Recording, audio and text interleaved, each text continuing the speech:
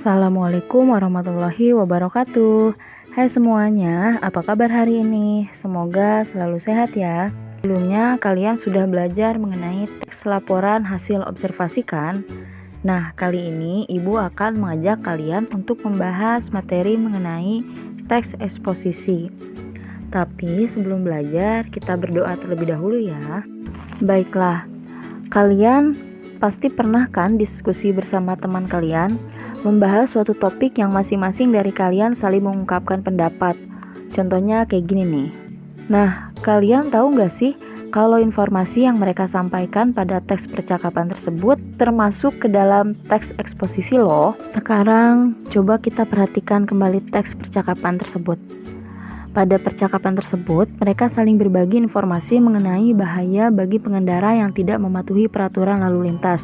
Di antaranya bisa terkena sanksi dan berpotensi mengalami kecelakaan yang tidak hanya membahayakan diri sendiri, tapi juga orang lain.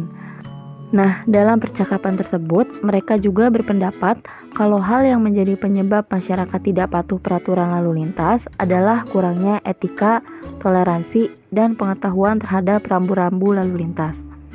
Oleh karena itu, perlu diadakan sosialisasi kepada masyarakat terkait pengetahuan rambu lalu lintas serta pentingnya mematuhi peraturan lalu lintas dalam berkendara.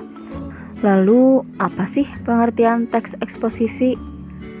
Nah, teks eksposisi adalah suatu paragraf atau karangan yang memuat informasi dan pengetahuan yang disajikan secara singkat, padat, dan akurat. Teks eksposisi juga bisa diartikan sebagai teks yang memiliki fungsi menyampaikan gagasan-gagasan atau pemikiran tentang suatu topik.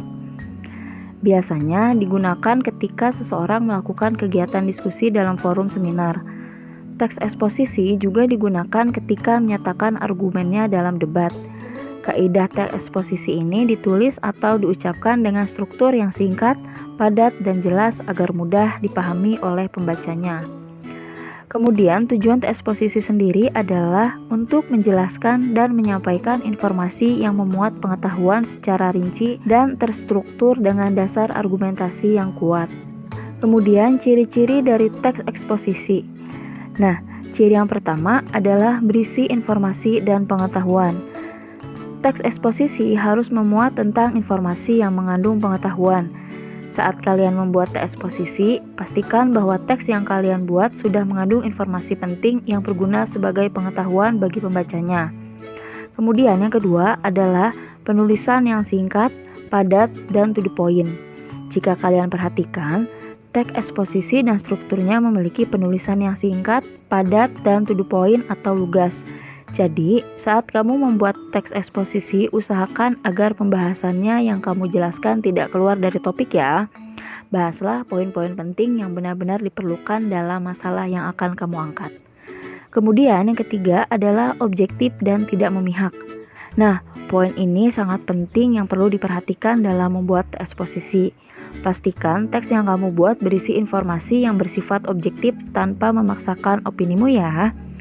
Dalam membuat teks eksposisi, kalian tidak boleh memasukkan pendapat pribadi yang dapat menggiring opini pembaca. Jadi, buat kalian yang ingin menulis teks eksposisi, poin ini harus kalian camkan baik-baik ya. Kalian tidak bisa memasukkan opini kalian yang bisa menggiring opini pembaca nantinya. Teks eksposisi hanya berisikan informasi saja, hanya informasi, ingat, tanpa opini dan bukan pendapat pribadi. Baiklah, cukup sekian materi pelajaran kita kali ini. Tetap semangat, terima kasih. Wassalamualaikum warahmatullahi wabarakatuh.